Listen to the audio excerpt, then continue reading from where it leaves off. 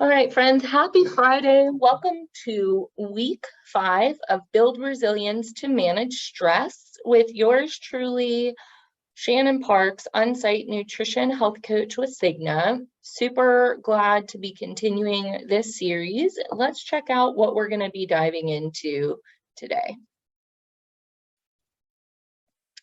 So as you can see here on the screen, we have met over the last month or so on various topics related to stress management. And today we will be talking about developing mindfulness, what that is, what it looks like, how to create mindfulness if we don't have it in our life now, and all of the tips and tricks that you need associated with it.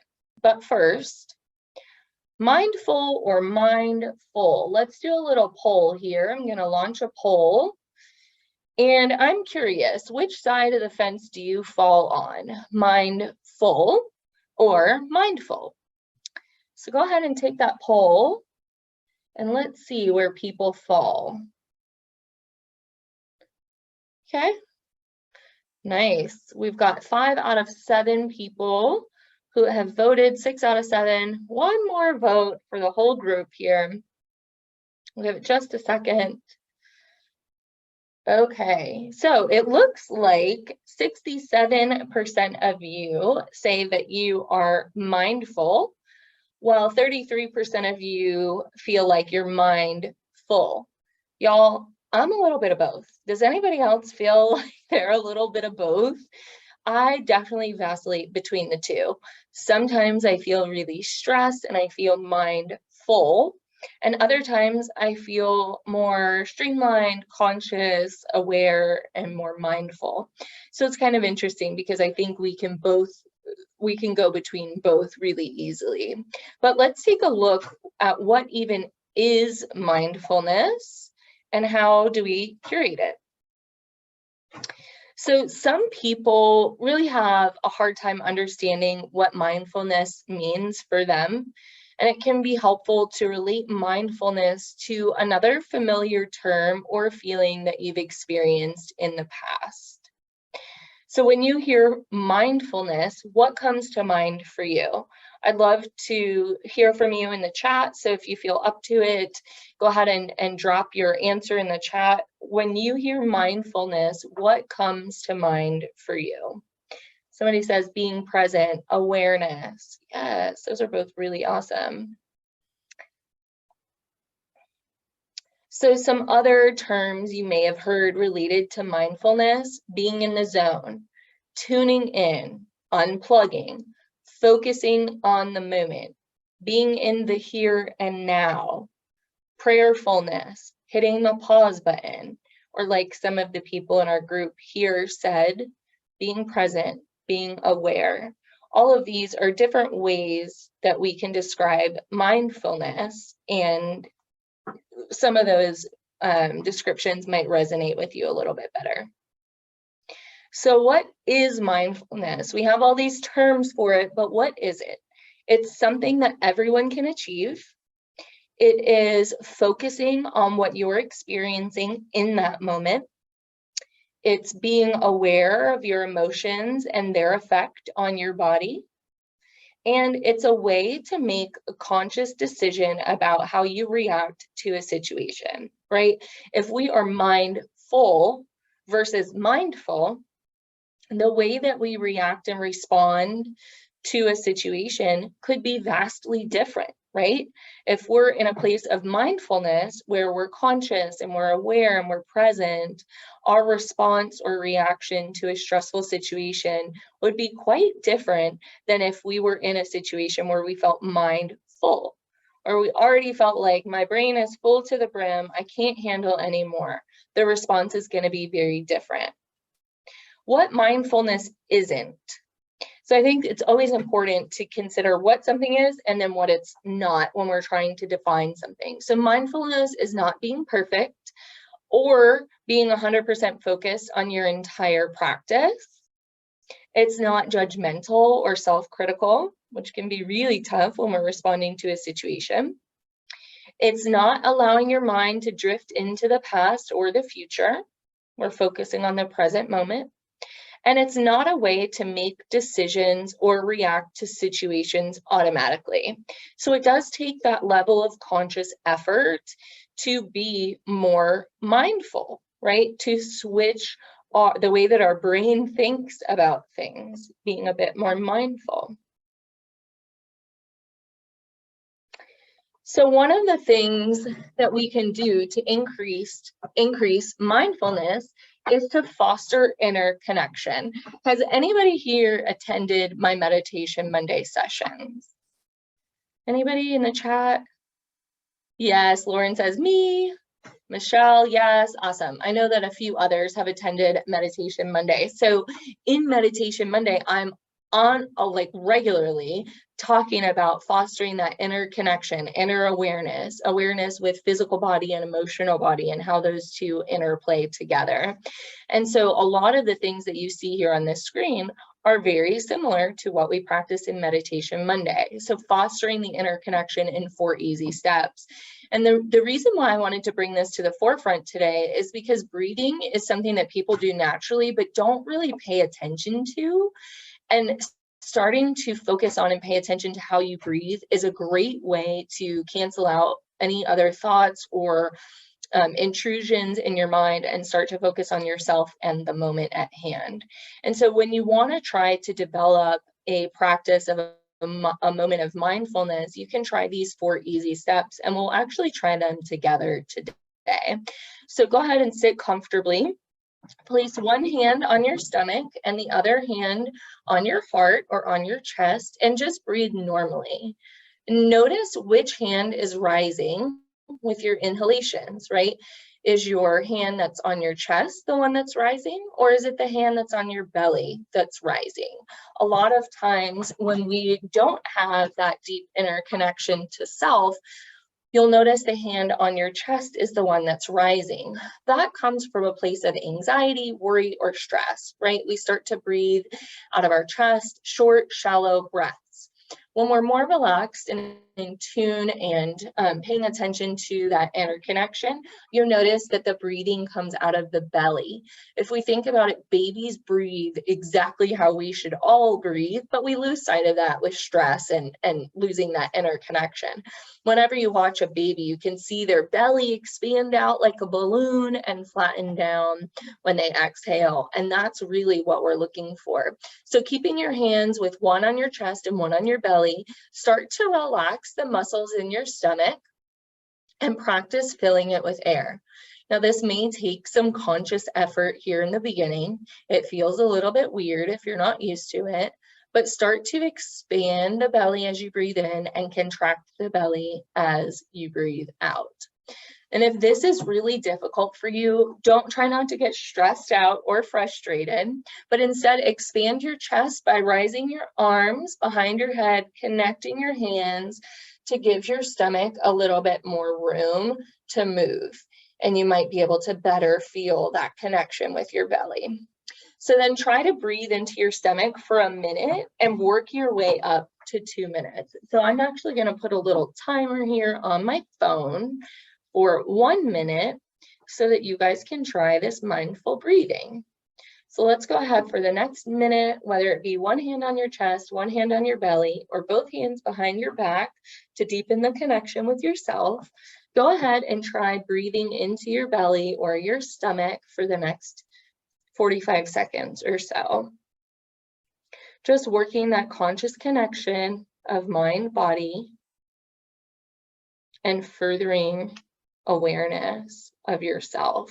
This practice is such a good thing to have when you feel stressed or you feel overwhelmed or things are just starting to ruffle your feathers. Taking a moment of mindful breathing or even meditation can really calm down the system. 15 more seconds. Nice and relaxed here. Don't try too hard. 5 more seconds here, a couple more breaths. And relax. Was that challenging for you guys, or was that super easy? I know that sometimes for me, when I'm trying to switch my breathing from chest breathing to belly breathing, it can be really tough. So if that was tough for you, know that you're not alone. It's even tough for me sometimes. So now that we know how we should relax, and we know that we need to relax, what does it even mean to relax, right? Sometimes it becomes more of an action phrase when we say to ourselves, just relax, than an intentional action to calm our mind and body and nervous system in stressful situations. So physically relaxing versus saying, just relax, two totally different things, right? So I encourage you to try some of the techniques that are on the screen today the next time you feel stressed. Deep breathing, like what we just did, under stressful conditions, breathing typically becomes more shallow and quicker. So trying to calm yourself in the moment with deep breathing can be really beneficial. Standing or sitting up straight, keeping still, and becoming more aware of the movement near your stomach as you inhale deeply through your nose. You can even practice holding your breath for 2 or 3 seconds and exhaling slowly to feel your abdomen deflate, telling yourself that as you're exhaling, you're letting go of any stress or tension that you're experiencing. That can be so beneficial. One of the other amazing techniques is visualization. So this technique can really help you prepare for events if you've got a stressful event coming up. You might try closing your eyes in a quiet space and thinking of a place where you've been very relaxed or at peace. Try to recall every detail of this place. Picture the colors and the shapes of the environment. What can you hear? Think about the sounds in your relaxing space. How does it smell? What can you feel or touch in that relaxing space? Continuing to recall all of the elements of this environment, relaxing further.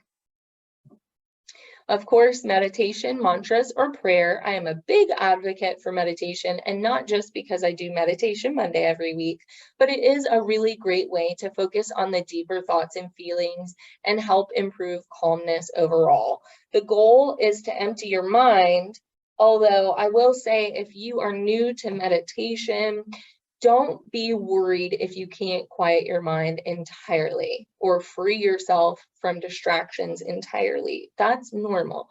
Just repositioning the focus, kind of picking it up and putting it back where you need it to be whenever your mind wanders can help your concerns drop away. And then yoga. I am also a big yogi at heart and in practice. Many people find yoga to be a great way to relax. It focuses on flexibility, strength, concentration, and exercise helps boost our endorphins. So for those of you that don't know, the county has 3 relaxation initiatives. We have Meditation Monday, led by yours truly, 15 minutes every Monday at 9 o'clock and 3 o'clock on Zoom, where you can meet up with me and we meditate and relax together. On Wednesdays, my coach counterpart, Brittany, does Decompress to Stress Less, which is brain break for games and puzzles and things like that at 2:30 in the afternoon. And then we also have yoga classes, 1-hour yoga classes. I believe they're still on Thursday evenings at 5:15, although I think some of the wellness schedule may have changed. And we've also added one other thing since I wrote this presentation, which is the Friday stretch break. So I did it today, but we can me and my coach counterpart will be going back and forth in helping people to get this stretching done. So somebody had asked in the chat, how do we sign up for Meditation Monday? I am actually going to drop you guys the link in the chat right now. If you want to sign up for meditation, I would love to have you there. And if you sign up for the link, you will get reminders as well. So I'll send this to everybody. Lauren says it's so great. Oh, Lauren, I'm really glad you enjoy it. It is honestly one of the highlights of my week and truly one of the best ways to start the week. Just finding the focus, finding the intention, and letting go of any stress that we may have carried in from the week before.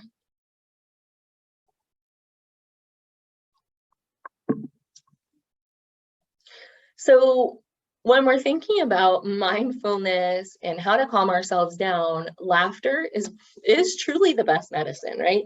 It can have so many positive effects, both emotional and physical, and can help us control our stress.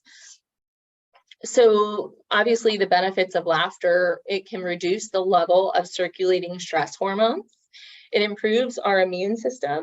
It exercises all of our internal muscles, leaving them more relaxed afterwards. It helps us feel connected to other people, and it distracts us from negative emotions. Have you ever had like a really stressful day or, excuse me, a stressful situation, and somebody kind of cracks a joke and it just breaks the tension of the moment? I'm always so thankful for that. Even though it might be a little frustrating in the moment, I am thankful for it because sometimes that's what we need. But some ways to add more laughter to your day. Come hang out with me. I think I'm pretty funny. Just kidding. Unless you want to hang out with me, then I'd love to have you. But finding things that make you laugh, such as pictures or comics, placing them around your home and office. Spending time doing things that you enjoy. My little boy makes me laugh so hard. So if you have kids in your life, just paying attention to the funny things that they do. Watching TV shows and movies that make you laugh. Spending time with positive and humorous people like me, hint, hint, right? Taking time to find humor in everyday situations, like sometimes you just gotta laugh. And making plans with friends to do something that guarantees laughter is gonna be involved, like a comedy show or a game night. So these are all really, really good ways to add laughter to your day. And on the flip side of that, when we're talking about mindfulness, we always want to watch for depression too. Most people have experienced a time when pressure was building and they felt like they couldn't handle all of their responsibilities. They may have begun to feel sad or hopeless about their situation, but what if instead of passing in a few days or weeks, the feeling becomes more permanent? Depression is serious and it's a common medical condition. Your on-site health coaches, myself and Brittany, can both coach you on depression improvement or anxiety improvement, as well as stress management. So if any of the symptoms or signs listed here sound like something you're experiencing, it may be time to take steps to minimize the stress in your life, connect with a coach, and definitely talk to your healthcare providers. Many depressed people experience their first depressive episode when a serious life event happens at a time of chronic stress. Although depression is serious, it's totally treatable. If you've been suffering from any of these symptoms for more than 2 weeks, talk to your doctor or a behavioral health professional, such as your on-site Cigna EAP rep, Lorelei Keefe. I can provide you her information. Just message me privately and I'm happy to get you connected. But some warning signs of depression are feeling as if things are spiraling out of control, feeling helpless or hopeless, prolonged sadness or unexplained crying spells, unusual irritability or anger, feeling unnecessarily guilty, diminished interest or enjoyment in life, extreme tiredness, significant weight loss or weight gain, thoughts of harming yourself or others, difficulty sleeping, loss of libido, unexplained aches and pains, low self-esteem, and of course, there are others that are more individualized person to person that may not be listed on this screen. So if you are somebody who experiences any of these things frequently, or if they're persistent over the last 2 weeks, please reach out so we can get you to the right resources. And taking a look ahead at next week, we've got a couple little extras in your Healthier Point of View workbooks. Go ahead and check out page 42, the relaxation techniques. I thought these were really awesome. And then find some fun. I encourage you over the next week, find some laughter in your life's routine to share with us next week. So find something funny, document it, and be ready to share with us next week. In next week's session, we'll be going on week 6. It's my favorite week because it's managing stress through nutrition. So we'll be meeting next week and talking about how the food that we eat can help or harm us when it comes to stress management. We'll learn how to improve your mood with food, tips for eating away from the home, which vitamins and minerals help boost mental health, and how to manage self-talk to decrease stress, especially as it relates to food. So with that being said, I am going to stop recording.